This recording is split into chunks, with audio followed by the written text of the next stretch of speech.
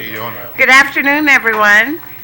The Committee on Early Learning, Juvenile Justice, Public Education, and First Generation Initiatives now call this roundtable meeting to order. Today is Monday, September 28, 2015, and the time is 4:06. And our agenda today is Bill number 4733 COR, introduced by Senator Michael San Nicolas, an act to establish financial education curriculum within the Department of Education by adding a new Section 4110 to Chapter 4 of Division 2, Title 17 Guam Code Annotated. Notices to this public hearing or this roundtable were disseminated via hand delivery and email to all centers and all main media broadcasting outlets on September 21, 2015 for a 5-day notice requirement, and again September 25, 2015 for a 48-hour notice.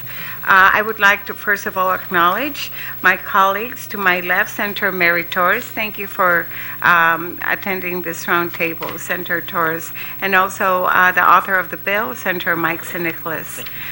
Thank you. And so just as a background, this roundtable is a follow-up to the public hearing that was actually held last March. At that time, we decided we would hold the bill in committee to allow DOE some time to provide us with an update on what efforts have been made to address the needs that had been identified by the bill. And so we are here to address specific questions that we had shared with DOE. I would like to allow Senator Mike San Nicolas to offer further remarks on the goals for the roundtable. Thank you very much, Madam Chairman, for facilitating Bill 47-33 and the desire for us to work on putting together some kind of a solution to help pinpoint the gaps and fill those gaps when it comes to the financial education of our community. Having been a former assistant vice president at Bank of Guam and a financial advisor of my Series 7 and Series 66 licenses, Madam Chairman, I've had the honor and privilege of managing millions of dollars in client assets for the benefit of helping them reach their financial goals. In the course of me providing this service, it became very, very apparent that a lot of our community does not have even some of the most basic financial concepts down. And what's really sad about that is when you make financial missteps, especially early in life, these things can oftentimes cripple your ability to make other financial decisions later on down the road. It can set back your career plans. It can set back your education plans. It can derail the plans that you might want to put in place for your children. There's just so many consequences that come with us not being able to make financial decisions from an educated standpoint. So what I was looking to do in working with your committee and with the Department of Education is move forward what has been moving forward throughout the country, and that is the establishment of financial curriculum in our school system. I have full respect for the Department of Education and their realm, from management to teachers, for them to be able to have the expertise to know what needs to be taught in our classrooms. But sometimes I think it's necessary for us as policymakers to come in and kind of pinpoint what we're seeing on the policy side, on the macro side, as being a shortcoming in our community. And just based on my professional experience, based on what I've come to understand as a shortcoming in our community as a policymaker in this body, I really think that the time has come for us to begin emphasizing the need for financial education in our school system. And Madam Chairman, one of the things that I've brought with me here today is an actual test that we were able to pull from the financial resources out there in some of the research that we've done. If anybody was willing to take this actual exam, I really think that it'll help to illustrate, Madam Chair, the shortfall not only in our immediate education system, but even us as adults of all the experiences that we have. I even took this test, Madam Chair. I got 8 out of 10. and I had financial expert licenses. So there are just a lot of items in here that are basic, but I mean, even somebody with my expertise could only get 8 out of 10 of them. I'm a little rusty. When I passed this exam out to my staff, Madam Chair, some of them got 2 out of 10, 5 out of 10, and these covered things such as inflation, where to put your money for retirement, what happens when you want to buy a house, those kind of things. And so, I mean, if we wanted to do something quantitative, we could. But I think that just in the course of the dialogue today, we can emphasize that, reflecting on our own personal experiences, we can acknowledge that it would be advantageous for our community, from the micro level of the individual and the family to the macro level of the island, the community, and our $800 million government budget. It will be in the best interest financially for this entire community for us to have a more financially literate population. And I think that really would start in our education system. So with that, Madam Chair, I introduce the bill, but in full deference to the rightful place that is education in the halls of our schools, our classrooms, our central office. I look to you for the guidance on how to actually effectively move this forward. And so I would like to just thank the committee for facilitating this process, and I'd like to thank the department. I was very moved when I read the article that the superintendent has actually moved forward a pilot program in one of our high schools already. So I think at this juncture, I need to just kind of step back and listen to what the department has to say with respect to what we've been discussing and what we're hoping to move forward. Thank you, Madam Chair. Well, thank you, Senator. And I'll take the test in private. And just give me the key. Right. Right? Yeah. Just include that, and then I'll take it and I'll see. Because if you had scored 8 out of 10, wow. Yeah, I'm scared to take that. Anyway, just as a refresher, did you want to say something, or do you want to wait till later? Yes. Okay. So the questions that we had asked was, what opportunities for financial literacy currently exist, if there is something that exists within the Guam Department of Education high school curriculum, or even the middle school and the elementary school, and what effort in the middle school and elementary, and then how can efforts be further improved or strengthened to ensure that our students have the skills necessary upon graduation to manage good, skilled financial decisions. So those are the major questions that we had shared with the Department of Education. So I would like to yield to board member Maria Gutierrez, Mayor Gutierrez, and I thank you, Mrs. Gutierrez, for being here and representing the Board of Education. And so if you can just state your name for the record and then give your testimony. Thank you, Senator Underwood, Senator San Nicolas, Senator Torres. My name is Maria Gutierrez. I'm a member of the Guam Education Board, also the Vice Chair on Curriculum and Instruction. So being here today to accompany Mr. Sanchez, I will go ahead and have him read out whatever they have prepared. But at the end, I do have something to share. Being a member of the National State Board of Education, that I attended the national conference last year, where it's by invitation that the Western region, which Guam is under, we were given a presentation on financial literacy, and I just want to share because it was very intensive, and this is out of the Utah State Board of Education, and they didn't go through legislation, they did on the board, but it was a study that they had to hire a consultant. Of course, in the States you can hire a consultant to do this, but they did extensive training to the teachers, to the students, to the parents, and the parents were mandated to attend the training, because when they go home how are they going to, how is this kids going to practice that when they get an allowance of $25? How are they going to be able to manage? So that's why the parents were mandated to to attain the training. So I'll let Joe, go ahead and read, and then after that we can discuss, and I can share that. Thank you.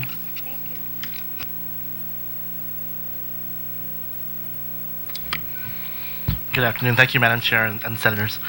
So we have written testimony that I can go ahead and... Oh, I'm sorry. Joe Sanchez, Deputy Superintendent for Curriculum Instruction for the Guam Department of Education. Hi. So I have written testimony, but if I may, I can just go ahead and pass this to you. Yes. Are these like one each? Yeah, one set each. One set. Yeah. Oh, I'm sorry. Each paper clip is one set. Yeah, so that's one for you and one for you. And then those are just extra. Oh, okay. So, if I may, I can just go ahead and summarize the entire testimony and even some of our answers for the general questions. I consider this one to be one of those good issues that we want to talk about because in my discussions with the superintendent and some of our administrators and other individuals in the curriculum instruction office is nobody argues against the points. I think we all agree that this is information that needs to be shared with our community. We want our students to learn this material in our efforts to be to have them prepared for life. This is definitely information that we want to have them learn.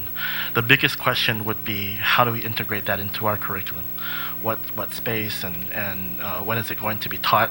What resources will be provided? Because this is because it's a new course and it's a new course that's generally out of our area of expertise. I mean, unless you're a CTE teacher or a business teacher or a teacher with that type of a background, you wouldn't generally have this type of expertise. So the closest set of teachers that we could think of that would fit into this category would be math teachers. I mean, of course, aside from the business teachers, but math teachers or teachers with a background in management or finance or administration and so on that would be able to teach these courses. So we would wonder where we would get the teachers. Two is how the curriculum would be developed. I mean, whether we purchase a curriculum or we develop one ourselves. And of course, the third part is how do we develop the resources? I mean, what resources will be available? So I think the overall premise is that we agree with the positions. We agree with the need for this to be taught in our schools. We also agreed that the school system is a very good venue for that. I mean, if you want to have a consistent generation informed about something throughout the island, the education system is the perfect system for that. So there's no argument there. But I think the concerns that we have would be the details about how we would be able to implement such a program.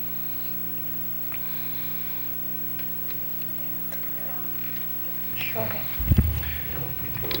Well, I'm very grateful that we have an understanding that we can all agree that this is something that we need to do, and the question is how do we go about doing it. Do you have any ideas? I'm very open. For me, as a policymaker, I don't have any pride in authorship whatsoever. For me, I worry only about outcomes. And so if I can introduce a bill to kind of get a process moving, but then hold off on that while we work on exactly how we're going to get this done the right way, I'm totally okay with that, whether it's going to be a board policy or what have you. So that being said, I look to you guys for the guidance since we both understand that the premise is something that's worth the effort. What does the department then recommend? How does the department recommend we proceed with identifying this objective and meeting this objective? So I believe that in some of our answers here, we've noted that there are some pilot efforts that we're going through right now. So I guess one of the basic pieces we would ask is that we allow the Guam Education Board to go through the process of curriculum development and adoption that we normally do, and allow the bill to, I guess, provide the general guidance. I think the bill as written gives us a lot of guidance. It lets us know what should be covered. Of course, there should be an assessment because we want to make sure that this is something that the students are actually learning. We like the flexibility in saying that it can be integrated into the current courses. Because, for example, the elementary schools, because of the stage that we're at, where we're developing curriculum for all of our different content areas, this would be a perfect time to kind of fit that in there. I know that in the newspaper they pointed to the Lonnie Kate example where that curriculum was brought in and teachers are being trained, and that's only a 3 or 4 day program, right? So that's just one small piece of the school year for students, and if that's done on a consistent basis, the idea if that's done every year, that reinforces the knowledge and skills that the kids need to have. We envision this would be the same thing with this curricula. In the early grades, we would start progressively introducing them to the terminology, the concepts, having them practice in their classes. Money is actually part of the Common Core standards, mathematics standards. So as money is introduced, we can incorporate that into part of the math curriculum and so on. In the secondary level, might be a little harder. I know that the math teachers the first question would be, well, where do you want us to fit it in when we're teaching basic math, basic math concepts? And simply because a person has a background in mathematics doesn't necessarily mean they understand mortgages and so on. They may be able to understand how to calculate it, but they don't understand the concepts behind it. So we would, if we did incorporate it into the math program, we would have to train teachers on the concepts of economics and finance, as opposed to just the mathematical piece. We can easily incorporate it into our business curricula, but it's not an issue with regards to putting it into the curriculum, but it's whether or not we consistently have it in all schools, right? So we don't have business in all middle schools. We don't have business courses in all the high schools. I mean, we have the course available, but if there's no teacher to teach it, then that elective is not offered on a consistent basis. And I'm guessing based on the spirit of the laws is you want all students to receive this curriculum at some point to develop that proficiency. So in the secondary level, we would have to probably go back to the Board of Education and discuss with them the possibility of creating maybe another course. I know that's something that we don't normally like to do. It's just an add-on to the curriculum. But if that's something that's necessary, it's not off the table. We have courses like Applied Mathematics that right now is not a required course, but it's a course that a lot of students choose to take after algebra. Because after algebra, they get a chance to choose between algebra 2 or geometry. A lot of students, especially if they don't like math and they don't want to go into higher levels of mathematics, they can choose applied mathematics, which includes a lot of concepts in finance and management and so on. For me, knowing that particular curriculum, I always thought that was something all students should take anyway, because just because a student, it's life skills, and to me it was kind of funny that only some students would take it if they weren't interested in the higher level math, because even if you're not interested in the higher level math, you still need to know it. I mean, it's something that you need to function in life with. So that's some of the options that we have there. I think they're all viable, they're all possible, and I appreciate the flexibility. We appreciate the flexibility that's in the law or the bill as it stands.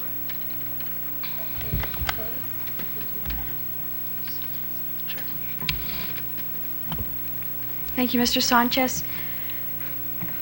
In thinking about this bill, and it's got a target date of school year 2016 to 2017 as the implementation.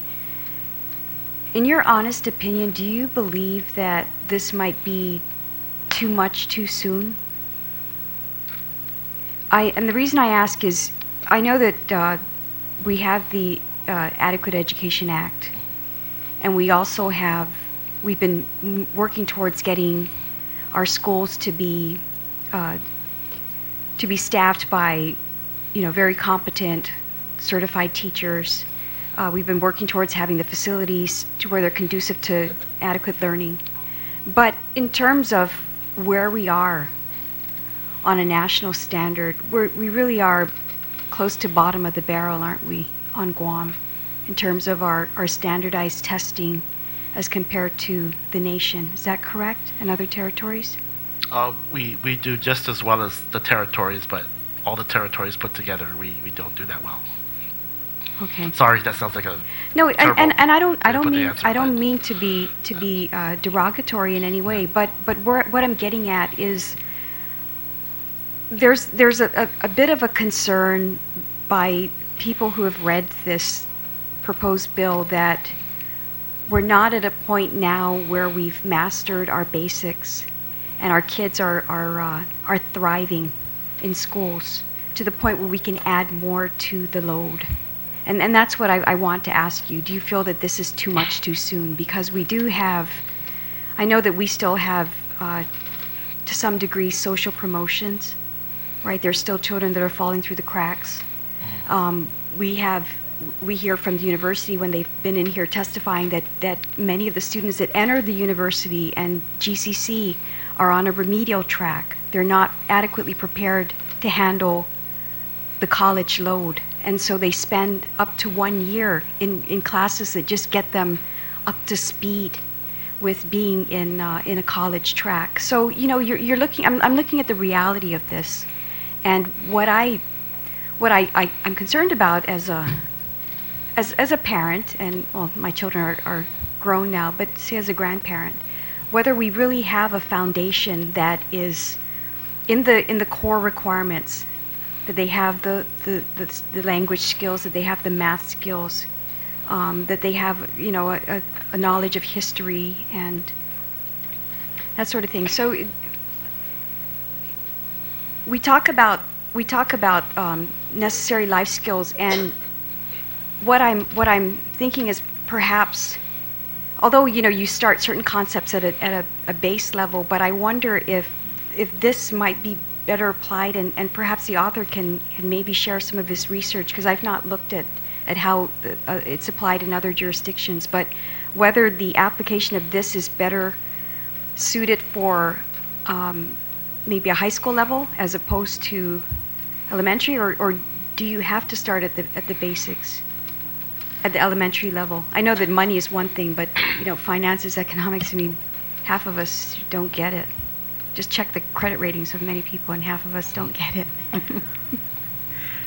But so I guess my question is it too soon? And if not, if it isn't too soon, too much too soon, would the concept be better placed in a certain grade level as opposed to starting elementary, middle, and high school? Mm-hmm. So I think that first the date would be something that I would want to ask for more flexibility.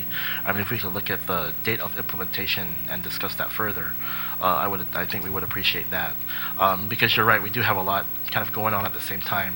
Right now we're in the middle of taking a look at our credit schedule and how we look at our content time with students. Right now, students are able to earn, like in the high schools in particular, students are able to earn 24 credits over 4 years. We're preparing to do a series of presentations in the high schools regarding trimesters. So if you're familiar with how we schedule our time with students, is we follow the Carnegie unit in the high school. So with 180 or 170 days of the school year with 6 classes, we actually exceed the Carnegie unit by several hours. That's one of the reasons why when we had to revamp the schedule and the legislature gave us the flexibility of making it the equivalence of what was required, we didn't have to make up days. Like, we didn't have to add days onto the calendar, simply because in the high schools we were already exceeding those hours. So part of our plan was trying to take those excess hours and looking at a way to divide up our school year so that students earn more credit. One example is Southern High School, where they have a 4x4 schedule. They're able to earn up to 8 credits versus the regular 6 credits. That means over the course of 4 years, they have potentially opportunity to earn more credits than a student would if they were in a regular school. With the trimester, a student will be able to earn up to 9 credits in 1 year. So we're looking at different ways to possibly maximize the time, which may allow us to add additional courses, as well as to provide opportunities to make up credit for students who fail their classes. So that's one way of looking at maximizing our time in the high schools. In the elementary schools also, we would definitely include this as part of our math instruction. If we're looking at understanding the mathematics behind the finances, we can incorporate that into our math curriculum. In addition to our social studies curriculum, where we start talking about economies and so on. So I think with the flexibility that we've been discussing, we would be very careful about introducing too much at any one time. I don't think it's a matter of not being important in the early grades, but it will be the level of the content that I think would be the factor. Yeah, I think I just want to jump in here because, a lot of times when we're talking about a course, like as this is noted, we're thinking that has to be added on, in high school or middle school or even in elementary.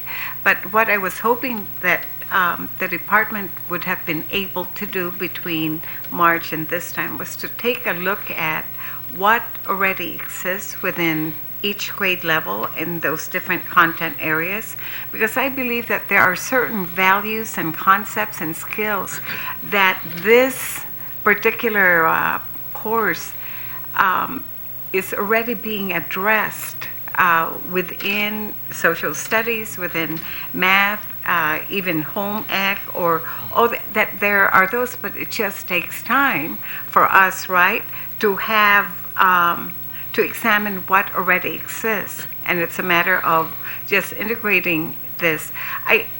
In an ideal situation, given that what you had noted to Senator Torres about the number of credits, that students already have to earn and the limited time, I think the most ideal thing for this is that we develop those values early on, even from pre-K, kindergarten, by introducing the whole concept that we want our students to not only to have the skills in knowing how to balance their checkbooks, or to have that responsibility, that sense of responsibility for paying debts. That when they get a credit card, they actually pay it on time, and that when they don't, there's a compounding consequence to that, right? So it's both value, it's a sense of value that we want to develop among our students, as well as the skills. So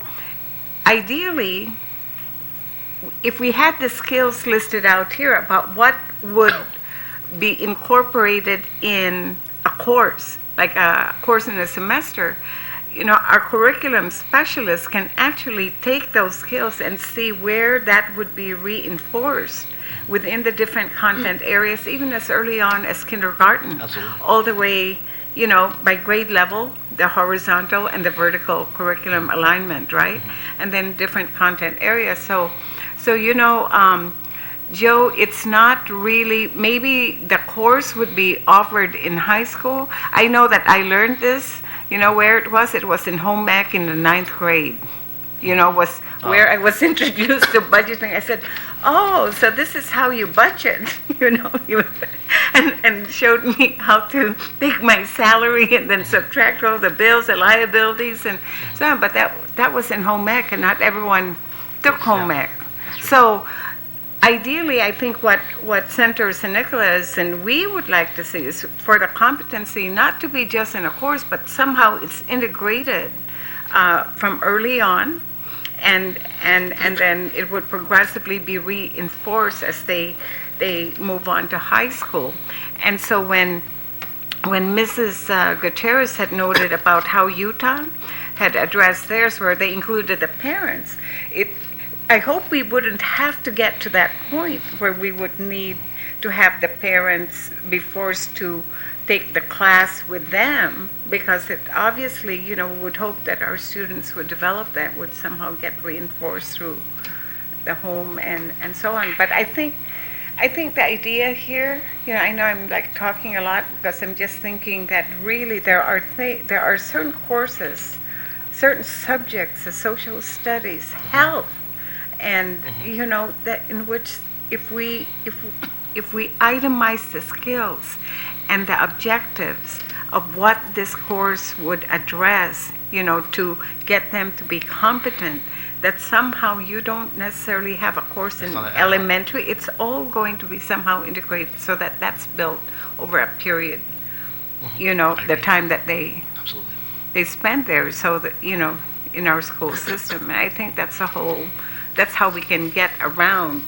And the lesson is not necessarily a whole month, but somehow if different content areas reinforce certain skills and we know what we would target in each grade level, then you would avoid having to require them to take the course.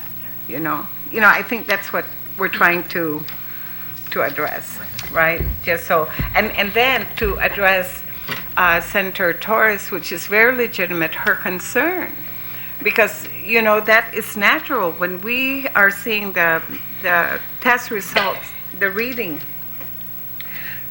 and mathematics and language arts, their ability to communicate, and we're seeing that they don't have the competency, and we know where they are at the high school level. That's a legitimate concern. Yes. Right? Where we're going to pile on, okay, now let's get them first, competent in those spaces.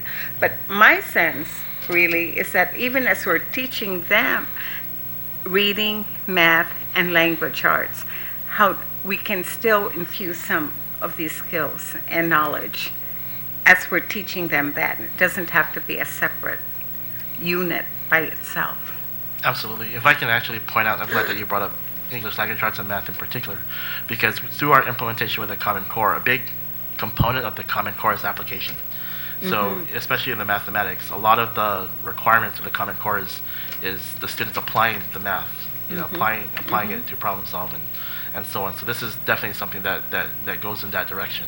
With the English language arts, they've started to delineate the difference between fiction and nonfiction.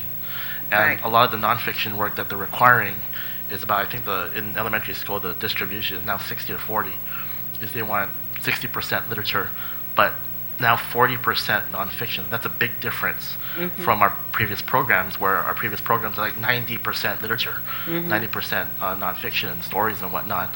Is now, because of that, in the elementary schools, states are required to integrate more social studies, more science, more all of the other subjects into their The reading. nonfiction Yeah, literature. exactly. So then this could be like part of the story. Exactly, and one of the trainings that we try and work with our teachers is how to integrate literacy into all of the content areas. Right. So we would definitely be very careful about, and part of the reason why we're careful with this is because teachers are always bringing it up. They're always reminding us that, hey, we have this board policy. We're trying to teach all these courses. We're trying to teach all these content Yes. areas. So we're reminding them about how to integrate, how to ensure And that these courses come together and they're not supposed to be treated as, okay, we're just going to focus this and so on. I mean, we want to create a total experience for the students that's coordinated. I mean, a lot of our work that we're doing with the schools where we collaborate is we actually bring the teachers together so that they're able to collaborate across the board at every grade level and within the content areas so that we know what's being taught throughout the district. I mean, it's not something that's supposed to be sporadic or different from every school. So as they go through those processes of sharing what's being taught in their actual classroom, they can clarify how they approach the curriculum on a regular day-to-day basis. I mean, that's really our intent. It's not to create all these big compartments that they have to kind of just jumble together. It's how do you create an entire experience for the student as they progress from And every still grade level. address those fundamental skills and knowledge within a course like this. So you're Absolutely. actually distributing it rather than. And if I could, Madam Chair, just kind of put it into perspective. I mean, imagine if we spent so much time and so much resources teaching our students how to read, but they never ever got to the point of comprehension. It would be almost like a failed attempt because we've put in so many resources to teach them how to blend the sounds and then how to eventually read the words and then put them all together and read an entire paragraph. But if we've never ever got to the point of reading comprehension, then it really begs the question: did we accomplish our effort to educate our children to be able to read? And the same comes down to the subject of financial literacy. If we spent all these resources teaching them about mathematics, about learning all the different math concepts, everything from fractions to decimals to algebra, but in the end they cannot make sound financial decisions, or they don't have the ability to make financial decisions for their own benefit, and they make all these financial errors that set them back for so many years in their life, did we really accomplish the goal of educating them about mathematics? I mean, what was the mathematics for? What was the point? Yeah, if not for them to be able to make sound decisions using those very skills. So that's all that I'm trying to do with this bill, is to try and, because in my experience, there's a very clear disconnect between all the resources and time we spend in educating them on those concepts and their ability to apply those concepts in an educated way so they're making financial decisions that are not destructive to themselves. And we can go through so many examples of our own people where, they did not understand finance, and so they took out their defined benefit retirement and converted it to the new plan because somebody told them to. If they were educated financially, they would have been able to sit back and say, I want to talk about that. I don't think I should have done that. And we have so many of our people That's who've my done year. that, I have, I'm working with Vice Speaker BJ Cruz on trying to get retirement reform in place for 8,000 of our employees in the new plan, because for 20 years they've been in a new plan that has not been generating the returns necessary for them to retire. And the reality is that's not necessarily their fault, because they didn't quite understand what was the shortfall. And so, if we had educated them, they probably would have risen up and complained about it, 2-3 years into it, saying, hey, I'm not getting the returns I need. But now here we are, 20 years later, working on a solution because... Well, I'm never retiring. I'm going to work. But that's just an example of why, while we're working on retirement reform, I also want to make sure that, after all, we're all said and done in our public service, that we don't have a new generation that's going to come in and maybe change the retirement system one day when we're all gone, and a whole generation of our own people not knowing, again, what impact it's going to have on them. So it's, in the end, for me, I've always been a believer that education is what changes our society and prevents us from ever going back and repeating those same mistakes.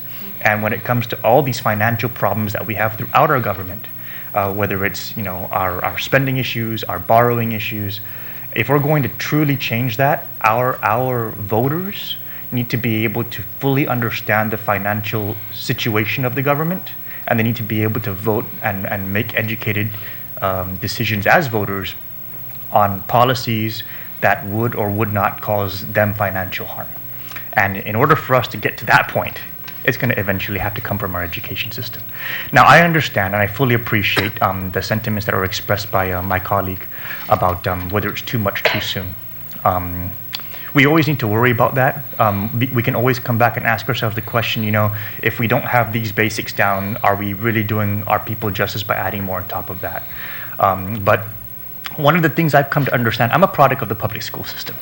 My wife is an educator in the public school system. My parents have been career educators. My grandfather was a director of education under 3 separate administrations.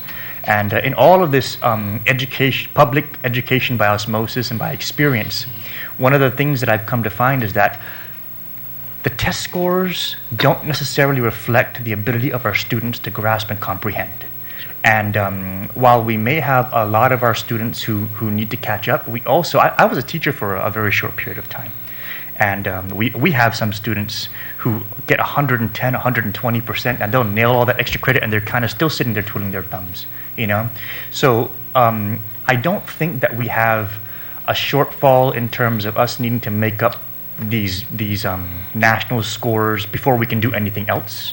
I think we need to find that healthy balance of how do we mitigate the real drags on those test scores while also putting in the right things in our education system for the benefit of our island and our people.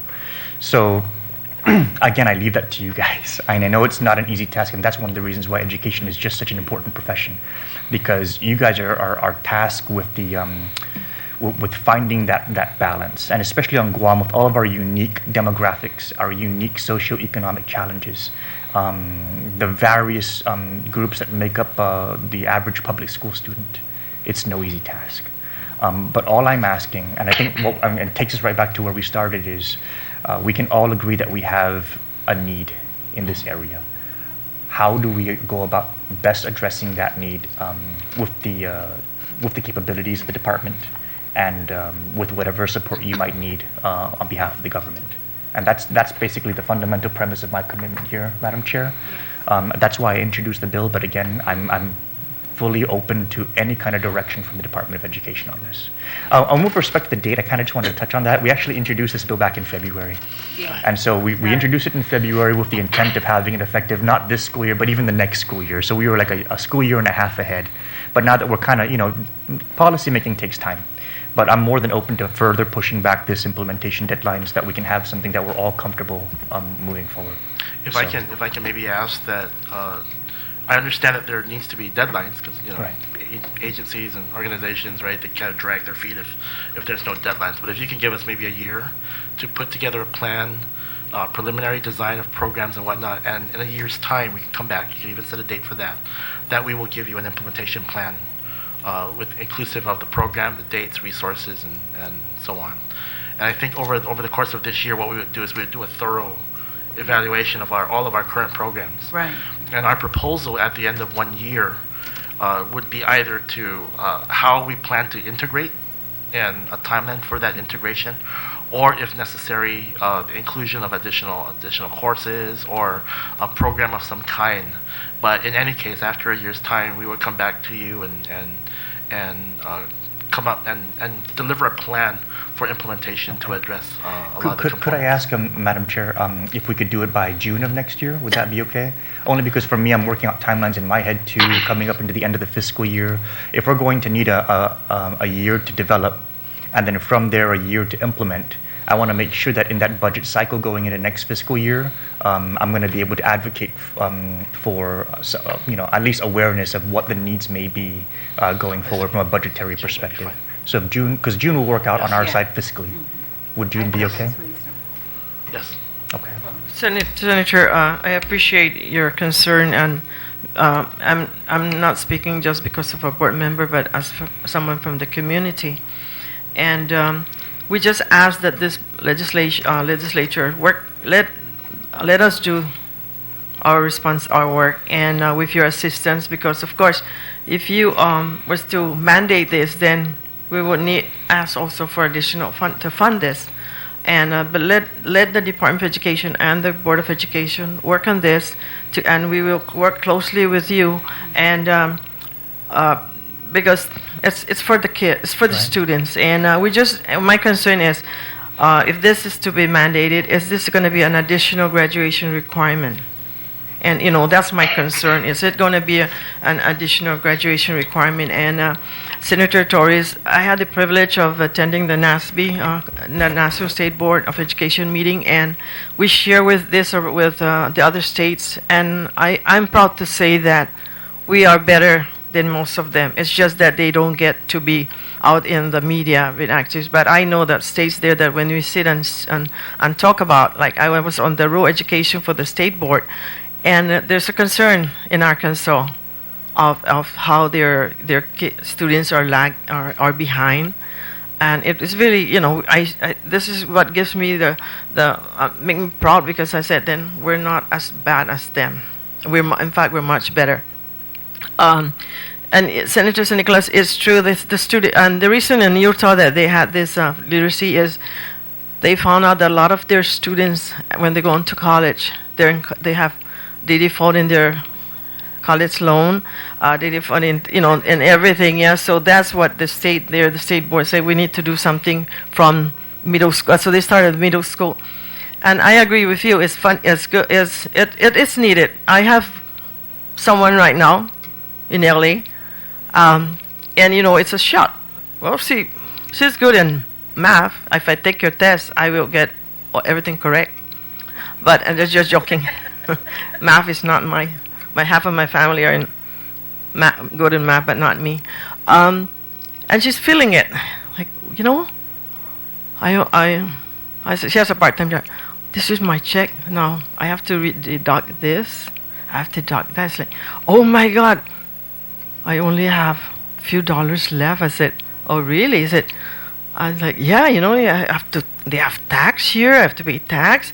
Then that's what I told her, I said, start collecting all those coupons, And it's helping, because it's helping. She's now realizing that she has to put this aside. This is for this. And so I said, no more Forever 21. You stick to, But it is needed, and that's why the Utah State Board of Education, because they found out that even credit companies, they give the high school students already pre-approved credit card, not knowing that pre-approved can lead you into trouble, because we won't be able to pay your debt. So, but I have no problem with the bill. We just let us work together. Give us that opportunity for the department to move on, and even if we have to pilot probably in 6 months, they can do an assessment and come back and report say this is working. But I agree with you, and and I'm sure that a lot of the school side and the teachers that they are integrating this, only it's not showing in what they're doing, because you go to the student councils, students, the organization club, they know how to budget. Hey, we can't get this because we won't have enough. But there is a need, and I know Senator Underwood, it's hard to mandate here to the parents, but I guess over there in Utah, because they want to make sure that they understand because some of them maybe never got educated on how to manage their finance. But all we're asking is, and I'm not speaking for the whole board, for myself, is let us work together. Let us work together, because that's the only thing that we can do, and we can move forward. So thank you.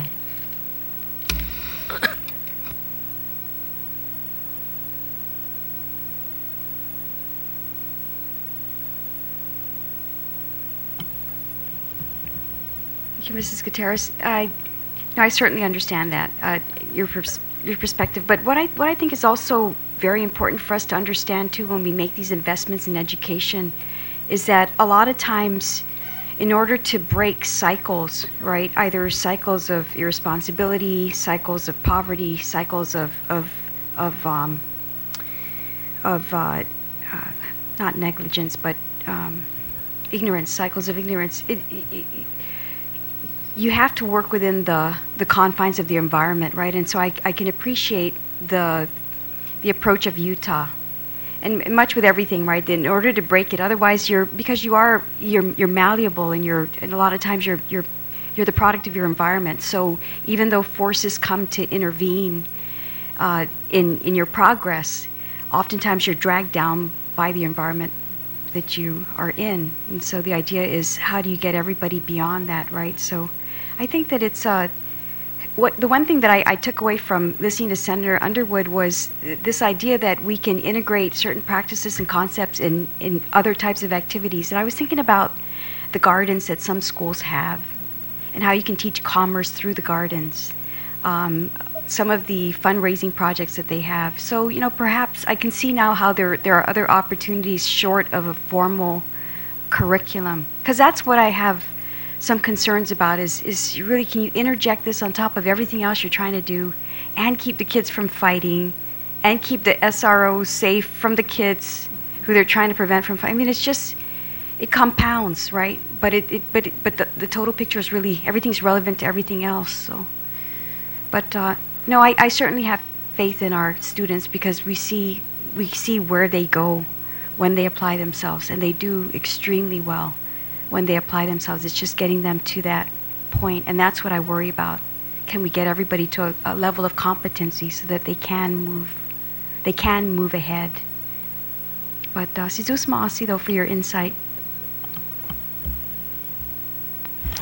Absolutely, Madam Board Member. I fully agree. We need to definitely work together. One of the reasons why we've actually proceeded this way is I did introduce the bill, but immediately I've asked the chair for roundtables. And the chair will also concur. I have not in any way asked for this bill to get pushed out. That's not the way I make policy. I'm actually very, I like to initiate, and then if others are actually willing to do it in a more experienced fashion, I'm all for that. And that sounds like what we have going on here, which is I'm very excited about. So just for the record, Madam Chair, I would like to further ask that this bill again continue to remain in your committee. Maybe we can have another roundtable several months from now just to kind of see where we're at.